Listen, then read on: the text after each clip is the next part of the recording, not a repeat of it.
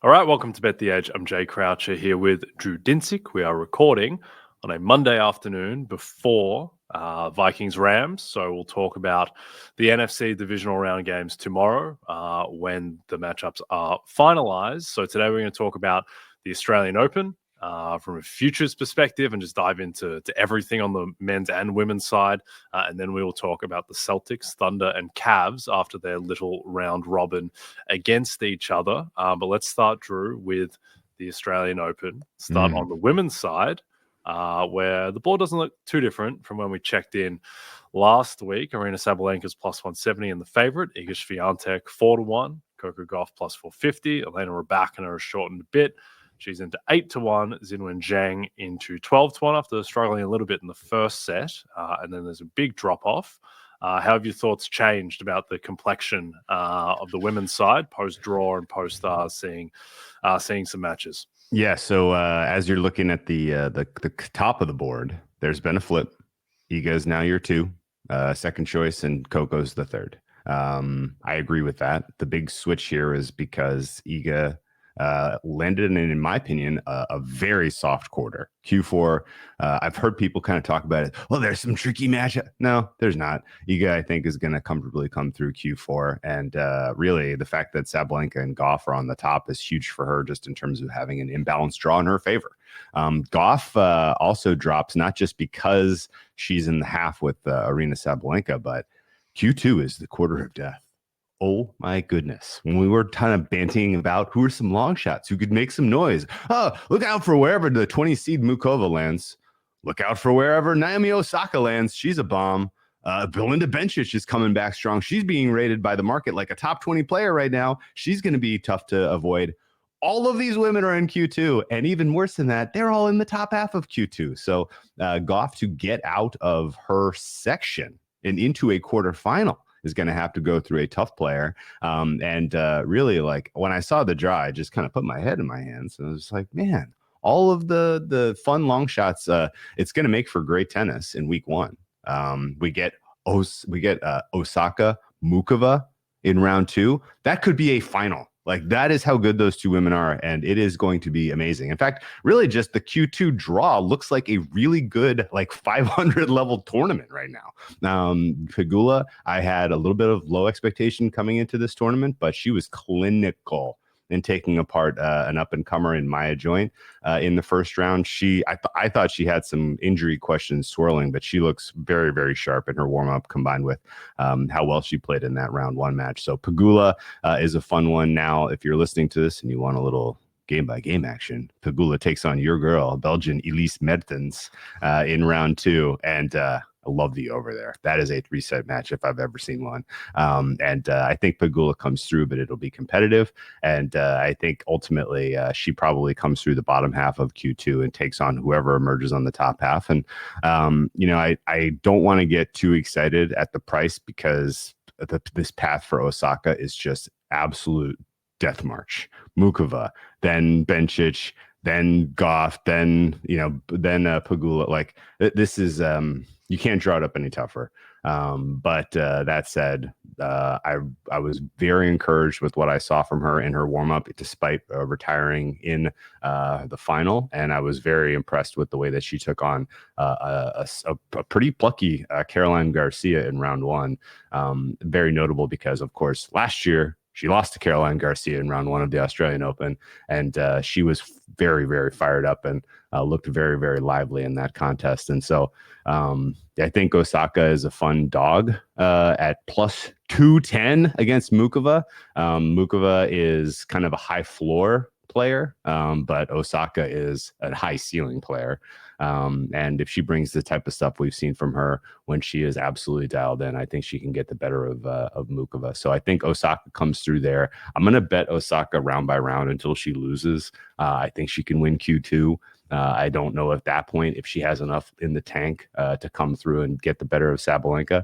But right now, Sabalenka is going to run away with a very weak Q1. Iga is going to run away with a very weak Q4. And then Q2 is going to provide all of the entertainment you ever wanted out of the Australian Open for the next 2 weeks. Yeah, a lot of my favorites in here. Ludmila Samsonova. Samsonova? Just throw throw Ons Jabeur and Kudermetova in there, and have all my favorites from all time, all the women who have burnt me over the journey. This is a loaded court. Even like Paul Badosa's in there, Leila Fernandez. Didn't even mention Badosa. Yeah. So there's a lot going on there. Do you have any other favorite bets in the other three quarters, or anything that's cooking in the women's outright? Well, the Bencic one was the most fascinating because we were way ahead of the market kind of getting that price right. But this draw has just thrown so much cold water on her. She took on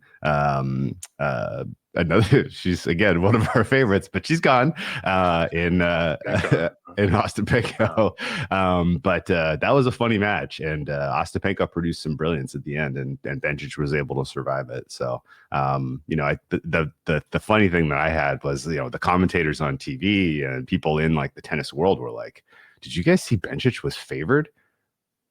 Like, people are like, gobsmacked by that. Like if you've been watching the way that she's been priced match by match since November, it's like, there is a very clear signal here. People are hot on her, kind of ceiling. And I don't know, it's that Bencic. If Osaka comes through and beats Mukova head to head as a 210 dog, that potential matchup could be very tricky to price. But I think Osaka is going to turn some heads if she gets this next win. And I think she's probably the horse, at least just like, the high points of her match against Garcia, and really just the energy she was showing. Like she feels like she feels like she is going to build to something special here. Yeah. It's funny, it's a very basic thing to say, but there is still inefficiency and just ease of path in these futures markets. Seriously. It really feels like it should be solved, and it's not that difficult. But I mean, it is so much about, like, to your point, Osaka could easily be a Grand Slam finalist in a different path. Bencic, if she had an easier path, she could be a quarter semi-finalist. Wouldn't shock that many people. But even like consecutive Wimbledons, Ons Jabeur and Marketa Vondrousova reached the final without having to play like anyone. Like Ons Jabeur's hardest match on the path to the finals against my girl Elise Mertens on that first Wimbledon run, and then Vondrousova gets Svitolina in a semi because he goes down. So it is so much about path. I think a lot of the time when people are in outrights, not just in tennis, but in basketball and any sport, they don't think enough about the actual ease of progressive matchups, and they just go based on who they think is the best player. I gotta go a step further, man. Like, one of the reasons that I say this is a no-brainer Sabalenka Q1, like the women who are rated, like Zhang Xinwen, she's a great player. Like, she is a clay pigeon for Arina Sabalenka. Like, that is not a fair fight. A player like Mira Andreeva, like, she is a great up-and-coming young player. Like, that's your round 4 opponent here for Sabalenka, and Sabalenka in that matchup probably minus 400. Like, it's not going to be nearly as competitive as what those players would be rated neutrally, because Sabalenka has just solved their game. So I think your point is very fair, and even the good players that match up poorly, kind of pricing those specific markets, you have to do it. Indeed. Okay, watch the biggest names in sports talk, including Mike Florio, Dan Patrick, Dan Lebitard, and Matthew Berry, as they cover the biggest moments on and off the field each weekday on the NBC Sports Now channel. It is now available on Peacock and free on most streaming platforms. Learn more at nbcsports.com/now. Okay, we will now talk about the Australian Open men's side. Jannik Sinner has been slashed into a plus 120 favourite. Carlos Alcaraz is plus 300. Novak Djokovic 6-1. Zverev 8-1. And Daniil Medvedev 12-1. Therein probably ends the list of realistic contenders. Taylor Fritz is 22-1. Has there been anything that has changed your mind about the course of the men's side outside of seemingly being on track to a Sinner Alcaraz final? A couple of things. The big kind of head scratcher for me, at least, is why Djokovic is still being priced in the top 3. He's going to have to go through Alcaraz in his quarterfinal. That's a terrible draw. On his way to the quarterfinal, I don't see many potential chances for him to stub his toe.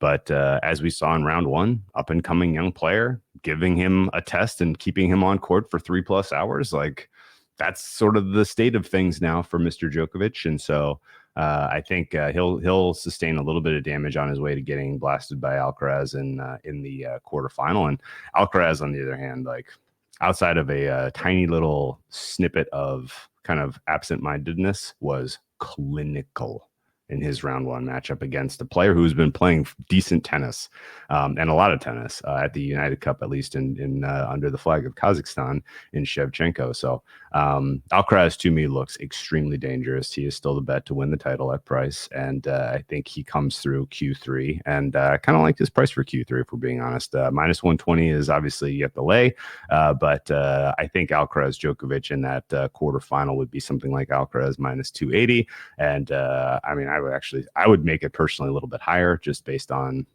best of five, just the ability for Alcaraz to sustain a higher level for longer in that match. Djokovic obviously got him in the gold medal match at the Olympics, which hurt me, but I don't think could do it in best of five setting. And so, yeah, I think Q3 is sort of the fun one because I want to watch every Alcaraz match. Everyone who cares about tennis should want to watch every Alcaraz match, if we're being honest.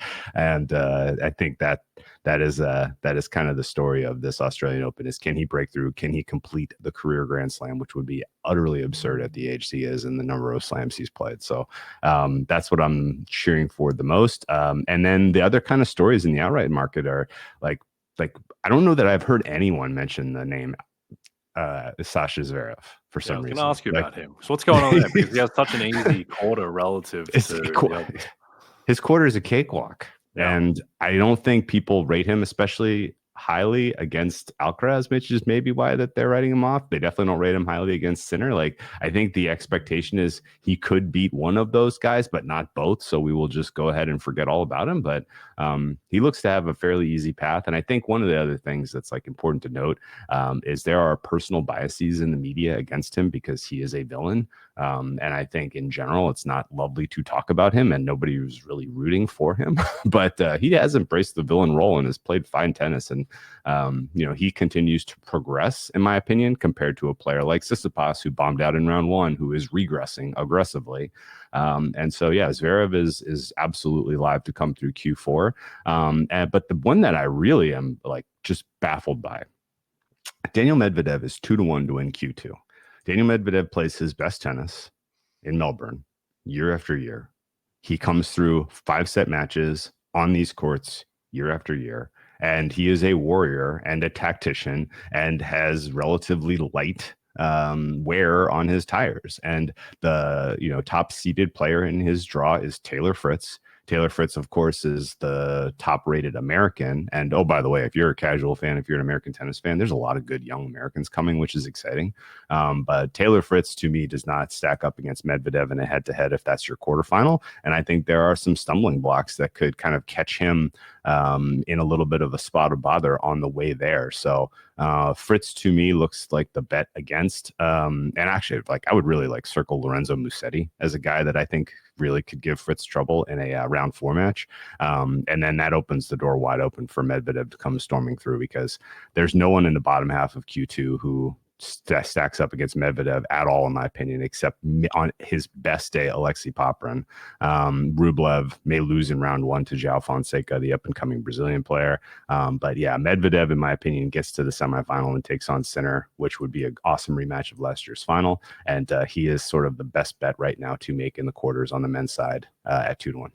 Okay, nice. Well, before we move on to Max Strus and Kaysen Wallace and co., just one last question on Zverev, because I haven't followed his career that closely. My sense of him, and having watched him, is that in terms of like what profile of player is, in terms of how much variance he has in his ceiling to actually beat the Alcarazes and Sinners of the world, is he more of like a rich man's Taylor Fritz, Casper Ruud, who doesn't really have the ceiling? Or do you think that his game can actually go blow to blow and beat Alcaraz or Sinner on a good day? His game is good enough to win. His head gets in the way, right, I think. And the problem for him breaking through at the slam level, because I don't have the numbers in front of me, but I'm just going to guess. Like, after slams, the next most prestigious points, money, is the Masters 1000s. And I think off the top of my head, he's won eight of those, 6, 7, 8 of those. And he comes through cleanly on all surfaces, looks great in those Masters. Tour finals, he plays well. And just in general, like, he's a very formidable guy, particularly in best of 3 tennis. In best of 5 tennis, particularly in week 1, he's in his own head and makes a mess of matches that he should be on and off the court in 2.5 hours. He's out there for 4. He's on, he consistently finds himself in a 5th set against players who are much worse than him in the early going, and then wearing that fatigue in the final week and at the death, other players are able to get the better of him, even though he has a higher level to his game, in my opinion, than basically everyone that's not Alcaraz or Sinner. So he is in his own head when it comes to a Grand Slam. I think that he kind of holds that alone as far as the one accomplishment that has eluded him to this point in his career. I know he's never been world number 1, assuming he gets a Grand Slam at some point. He may, we'll see. Then I think the next accomplishment becomes world number 1. But no, the skill set is there. It's not a matter of being able to reach a given level. It's more, in my opinion, how much damage he sustains in the first week of a slam when he doesn't need to be, and then combine that with just he's a little in his own head. Okay, interesting. Yeah, I'll never maybe forget a lot in his own head. Yeah, I'll never forget that 5th set against Alcaraz in the French Open final, right, where he was missing volleys that, frankly, a young Jay Croucher would have buried. Perhaps not on that stage after 5 sets of fatigue against Carlos Alcaraz, but he was absolutely butchering shots that he really, really should have made. And also, Alcaraz didn't play well that day at all. It felt like he came in and out of the match, but Zverev really messed that one up. But yeah, interesting player as the kind of, now I guess, the kind of presumed 3rd guy behind Sinner and Alcaraz as Djokovic continues the twilight of his career. Okay, it's Derby Day in North London. 2nd place Arsenal take on Tottenham in the biggest Premier League match of the week. Watch live Wednesday at 3 p.m. Eastern, only on Peacock. As you all know by now, we've teamed up with BetMGM this season. We'll be using BetMGM lines to make all our picks, and we'll have special offers for our listeners each week. If you haven't signed up to BetMGM yet, use bonus code BETEDGE, and you'll get up to a $1,500 first bet offer on your first wager with BetMGM. Here's how it works. Download the BetMGM app and sign up using bonus code BETEDGE. Deposit at least $10 and place your first wager on any game, and you'll receive up to $1,500 in bonus bets if your first bet loses. Just make sure you use bonus code BETEDGE when you sign up. See BetMGM.com for terms. 21 plus only. U.S. promotional offers not available in New York, Nevada, Ontario, or Puerto Rico. Gambling problem? Call 1-800-GAMBLER. Available in the U.S. Call 877-8-HOPE-NY or text HOPE-NY 467-369 in New York. Call 1-800-NEXT-STEP in Arizona, 1-800-327-5050 in Massachusetts, 1-800-BETS-OFF in Iowa, 1-800-981-0023 in Puerto Rico. First bet offer for new customers only, subject to eligibility requirements. Rewards are non-withdrawable bonus bets that expire in 7 days in partnership with Kansas Crossing Casino and Hotel. Don't forget, if you haven't signed up for BetMGM yet, use bonus code BETEDGE and get your $1,500 first bet offer today. Okay, NBA, Celtics, Thunder, Cavs, been playing each other recently. A couple of epic games, in particular the Cavs hosting the Thunder, which was a delight to watch, extremely high-scoring, fast-paced. And now as we take a look at the outright market, the Celtics are still favourites, most places. They are at MGM, they're plus 240. The Thunder are plus 260. The Cavs are 7-1. Then we have the Knicks at 12-1, kind of in a tier by themselves. And then Nuggets, Mavs, Bucks, who I really don't think are winning the title this year. My thought here, Drew, is that, speaking about, as we talked about path earlier, as it applies to the Naomi Osagas of the world, I think the Thunder need to be the favorite for the title. And it's not a reflection of them being better than Boston. It's just that, and we'll see what happens with the Mavs. But I think right now, the 4 best teams in the league are Boston, Oklahoma City, Cleveland, and the Knicks. And very plausibly, the Celtics are going to have to beat all 3 other of those teams to win the title. And the Thunder only need to beat one of those teams by definition. So they can only play one in the playoffs. So what do you think about that? Or do you think that the gap, if any, between Boston and Oklahoma City is so big that the Celtics still deserve to be favorites? No, it's a really good point. There's also a little rock, paper, scissors with these top three, the way they match up, right? I don't know that I feel confident that Cleveland's going to be able to get the better of the Celtics in a best of 7 series. With home court, maybe that's a longer series than it was last year, surely. I know Mitchell got hurt, but let's just assume that that was a full strength Cavs team. That was still a 5-game series at the most. But yeah, I mean, to me, Cleveland looks like they have a Celtics problem. The Celtics, to me, look like they have a Thunder problem, especially if Chet comes back.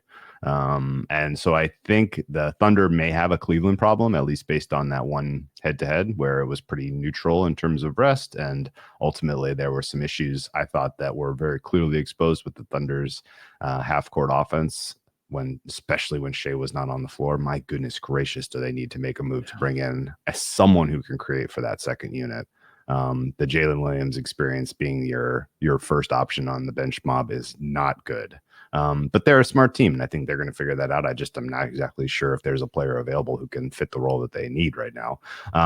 But I think the key is the Thunder have the assets to make that move. The Thunder have a player in Chet Holmgren who presumably is going to be available in the playoffs, and the Thunder have an easier path. So why aren't they the favorites? And I've been struggling with this since we saw that head-to-head against the Celtics, which was, I thought, pretty illustrative that the defense for the Thunder was good enough to keep them in that game so that their closing five could win it for them. And I think ultimately the way the defense matches up against the Celtics is perfect. The fact that the Celtics are going to have a harder path this year and could be on a little bit of a tougher situation as far as exhaustion goes by the time they get to the final is going to matter. And then even more than that, you would say it's 80% that the Thunder are going to have home court in that series? Yeah, maybe even higher.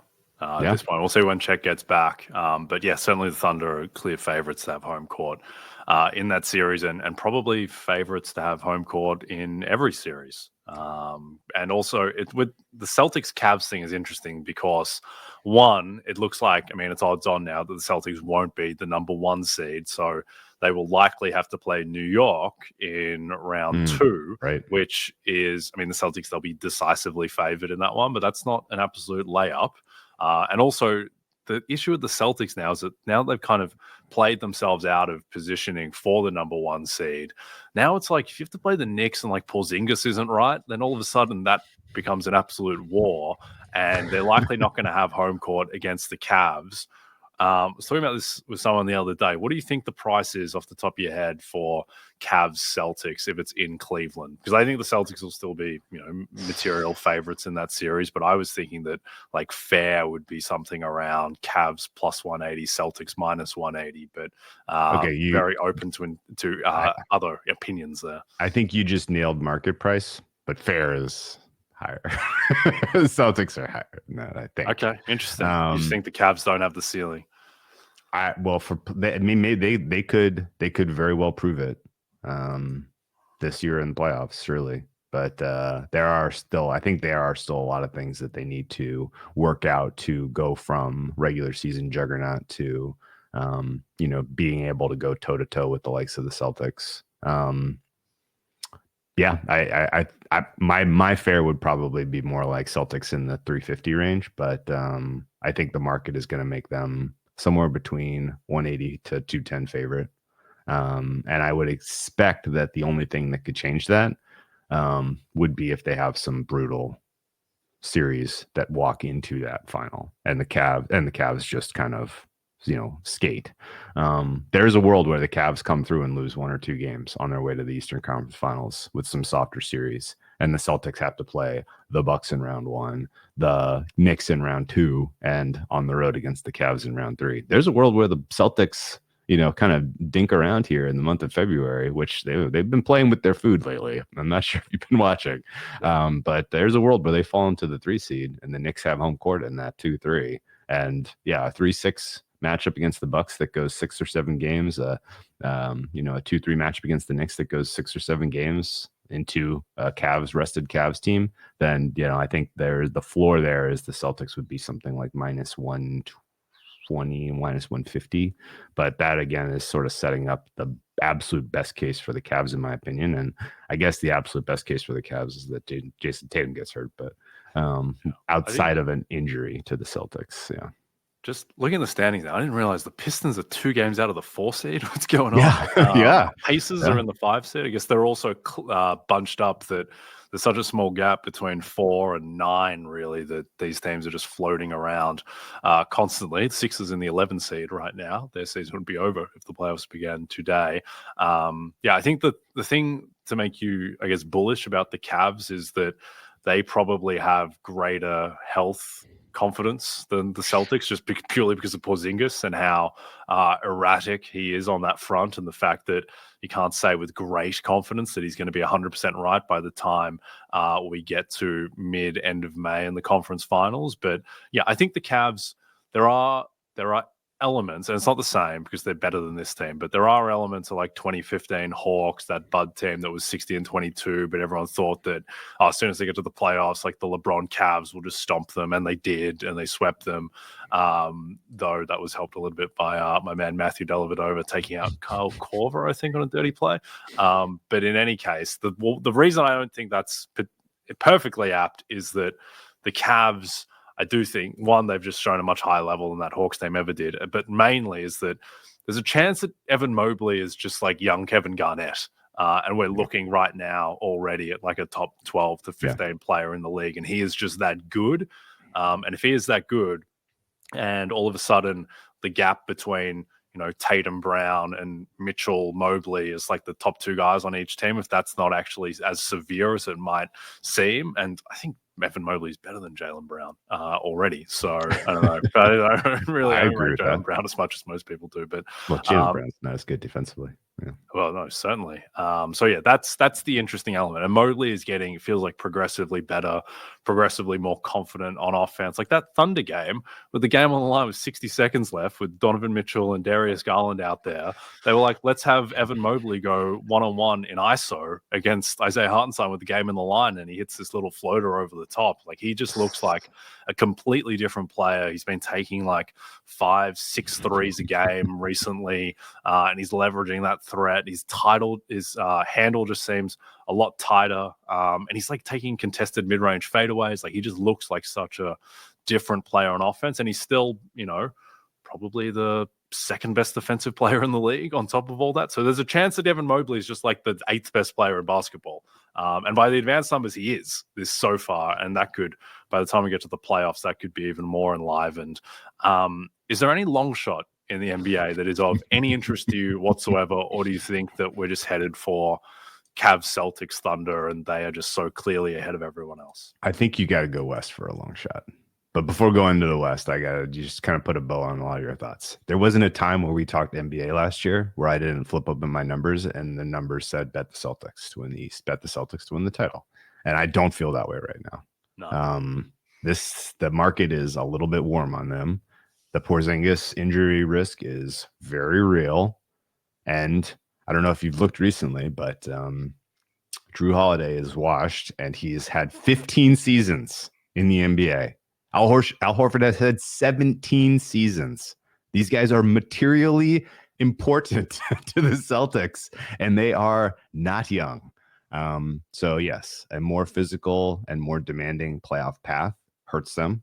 And the chances that the Cavs just ultimately get rated, continue to improve their rating because of the growth of young players is real. But yeah, long shots, I think you got to search for the West. And I think there are quickly on the Celtics before you jump to the West. One thing I want to add too is that there was this sense early in the season that Peyton Pritchard, who by the advanced stats was like one of the best players in the NBA, and he looked like a new player. And it's like, is this like a little Jalen Brunson 2.0-ish? And not saying Peyton Pritchard is going to be an MVP candidate or anything, but that he could be like Brunson was in Dallas or something like that. And I think that his recent stretch, and particularly how he looked against Oklahoma City, it's like Peyton Pritchard still probably just can't live against a team like Oklahoma City when you get to the absolute elites. And I'm sure he's going to play like, 12 to 18 minutes or whatever in those finals games against Oklahoma City, should they come to fruition. But the idea that like, oh, Drew Holiday isn't the same, and it's fine because Pritchard can just step into that role and kind of be the de facto second guard next to Derek White. Like, I don't know. I don't think so. I think that Pritchard is a material step down from the Drew Holiday that they were getting last season. But anyway, back to your West long shots. Yeah, that's well said. There's one team that stands out, and I think you know where I'm going to go, and it shouldn't be a surprise, and I'm ready to get hurt again. It's the Clippers. Oh, the Clippers defense is real. This team's 20-1 to win the West, and their defense is real, and the numbers that they've put together have been without Kawhi Leonard. Now, Kawhi Leonard may never, ever be the player he was. That is very, very possible. Kawhi Leonard may not be available for the Clippers in the playoffs, in which case any bet on them is drawing dead. But I do think that there is space for the Clippers to have as good of a defense as the Thunder once we get to playoff basketball, if they've integrated Kawhi to what is already a very, very good defense. Now, on top of that, I like Ty Lue as a coach. On top of that, I think that there are potential moves they could make as a team that, if they start getting the feeling from what they're seeing from Leonard in practice and what they're getting from him in terms of data about his game performance, if they're like, look, we didn't bring Paul George back because he was old and because we didn't think we had anything left. But we didn't know we had a title run left. But that could change. And they have the assets, and they obviously have some pretty solid advantages, I think, to be a problem for teams in the West. As I rate them right now, I would say that they only have about a 3% chance of not being in the mix at all for the playoffs, and about a 10% chance of being in the lower seeded play-in game. So I think they're going to make it. I think there is kind of the center body and range of their landing spot is around the 5th or 6th seed in the West. Again, there's not very many teams in the West that I look at, and I'm impressed by their defense. The Thunder are the clear and obvious exception, but I think the Clippers with Kawhi could be a problem for teams in a head-to-head matchup. And we've already talked pretty at length, kind of, talking about the upside of Dallas, and I'm sure that still exists, I'm assuming. But the injury status with their kind of two most important players already, and the fact that a lot of what we saw at the end of last year has not been able to carry over, and you're counting on a lot of Klay Thompson not getting cold from a shooting standpoint. There's a lot of fragility with the Mavs rating, and then everybody else at the top of the West has warts, and I can tell you. Yeah, I wasn't expecting you to say the Clippers, but I do think, look, if they have, I just can't see them beating Oklahoma City, but if they do have upside because of Kawhi and just how much variance there is in Kawhi, and the fact that, if he's like the +5 guy that he was last year, like Kawhi Leonard, we forget that, I remember being at the Super Bowl last year and it was like, do I have to bet on Kawhi Leonard to win MVP? Because there's a lot of buzz. Like, that wasn't that long ago that Kawhi was getting serious MVP chat. And if they're going to get that version of him back, I kind of prefer the Clippers upside in a way to teams like the Rockets or the Warriors or the Wolves, I guess, which I just don't feel like going anywhere. I just don't think I'd like to back the Clippers if you get them on an each way ticket where they can lose the Western Conference Final and you get paid out half. That would be the play there. I think that in terms of longer shots, I think the Mavs and the Grizzlies, and they're not super long shots, they're in the 9-1 and 10-1 type of range. +850 at MGM, Mavs +900 Grizz. But I think you could construct a book where you're getting -150, -170 that either the Thunder, Mavs, or Grizzlies come out of the West. And I think that's more than a 60 to 65% chance that is your representative in the final. I'm just not afraid of any of these other teams outside of those three, like the Nuggets. Still Jokic, and still, the hope that Jamal Murray can turn into playoff Jamal Murray for a stretch. But outside of them, Wolves, Warriors, Rockets, Lakers, Suns, Kings. By the way, the Kings just continue to be, they're not going to win the West, but why are the Kings 3x the price of the Lakers and the Suns? I think they're better than both of those teams right now. Though they will not be representing the Western Conference in the NBA Finals, presumably. But yeah, they are surging at the moment. Yeah, Kings the Kings are not rated correctly. I agree with you. Honestly, the fact that the the Lakers and the Rockets and the Warriors and the Timberwolves are all at the same or shorter price than the Clippers makes no sense to me. Yeah, no, I agree. I didn't see any upside in the Wolves, Warriors, Rockets. I would be stunned if any of those teams made a serious run. Whereas, yeah, with the Clippers, we'll see. I don't know. I think some of these guys might get exposed in the playoffs, but if they're running out a starting five of Harden, Powell, Kawhi, Zubac, and Derek Jones Jr. or whatever, that's pretty awesome if Kawhi is really good. And he is obviously the swing piece there. I'd have to see how he continues to look. Hey, he's back. There was a chance he wasn't going to play this year at all, and he's playing. Yeah, he's playing. Which is almost felt like his dog at one point where I didn't feel like he was going to play, but he is back out there. Okay, we are done for today. Don't forget to check out NBCSports.com for more information to help you with your wagers. Thanks to those watching on the NBC Sports YouTube channel. If you're listening to us in podcast form, don't forget to rate and subscribe. Also a reminder to find all your favorite NBC Sports shows on Amazon Music. Just head to amazon.com/NBC Sports. From myself and Drew, we'll see you soon.